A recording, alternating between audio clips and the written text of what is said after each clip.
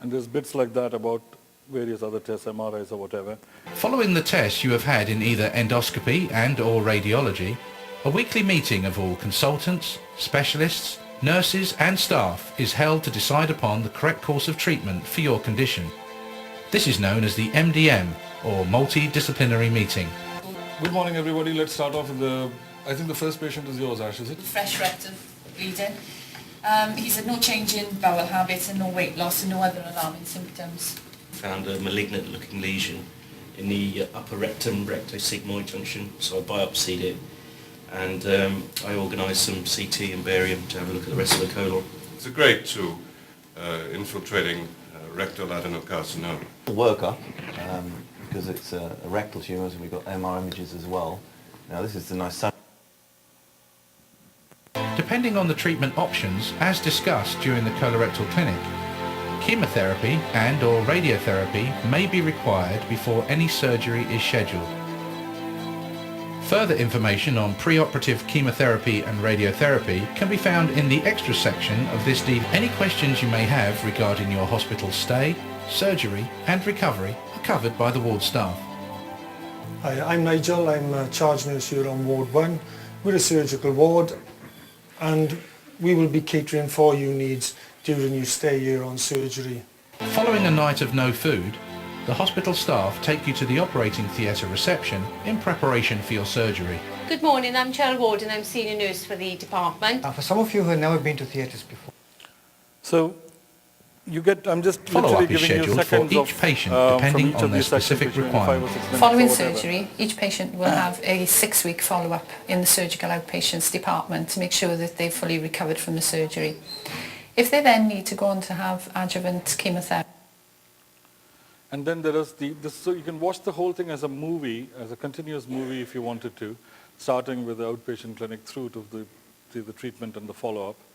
Or you could jump from one to one, and when you went in, or you could go into specific sections.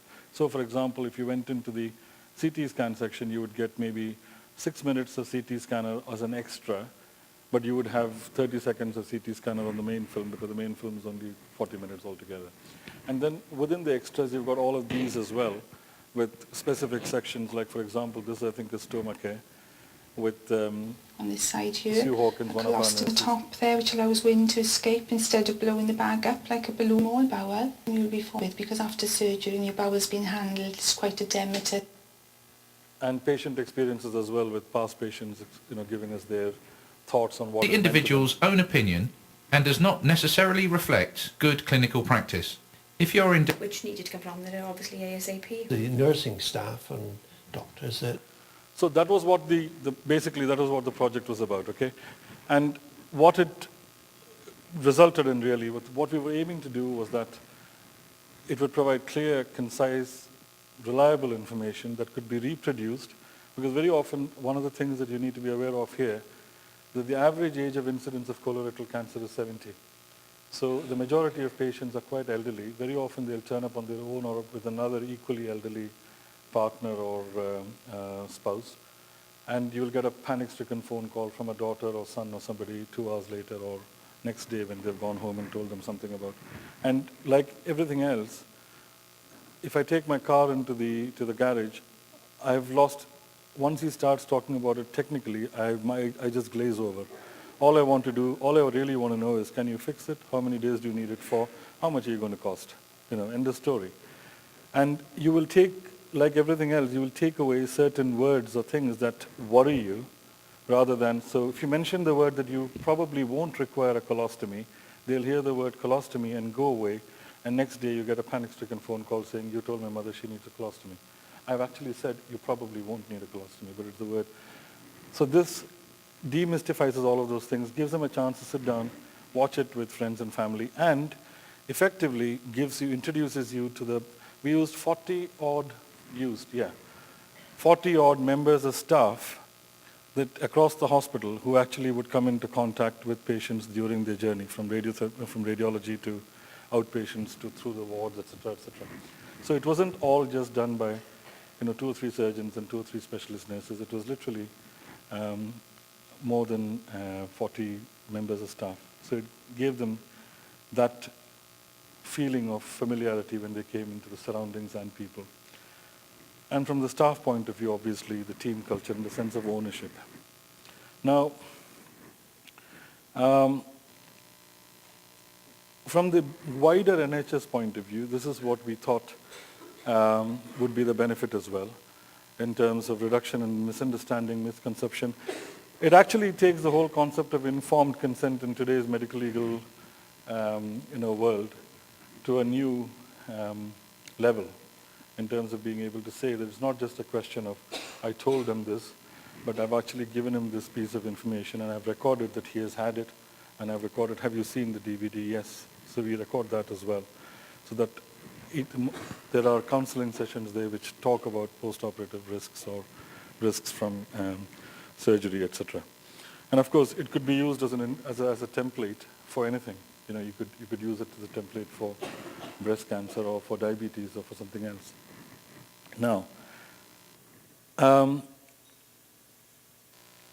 so with our initial audit, because this is the first of its kind and we didn't really have anything to go by, we were very careful with this.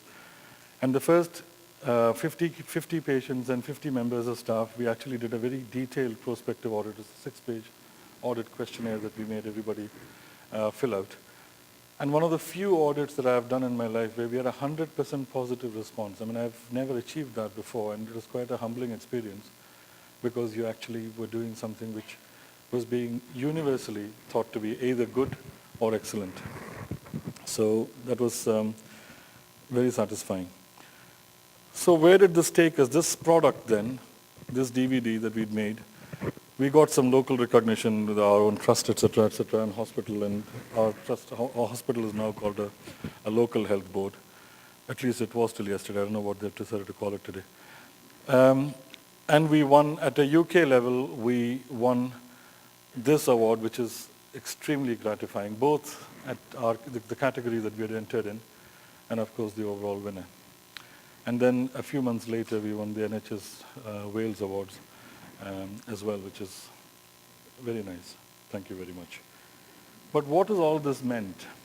And from a personal perspective, and I mean not personal as just me, but personal as in all of us who are involved with this, from the porters to the nurses through to the consultants or the radiographers or the physiotherapists or whatever, all the people who are involved in either designing and the patients who contributed to it as well, because there were no actors in this.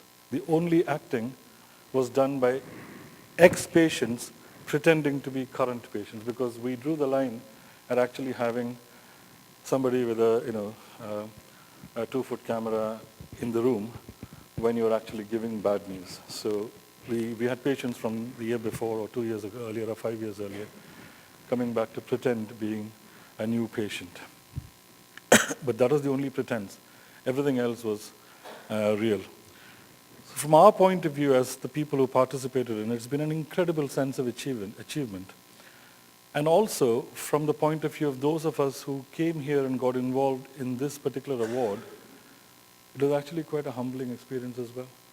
I said something earlier to somebody this afternoon.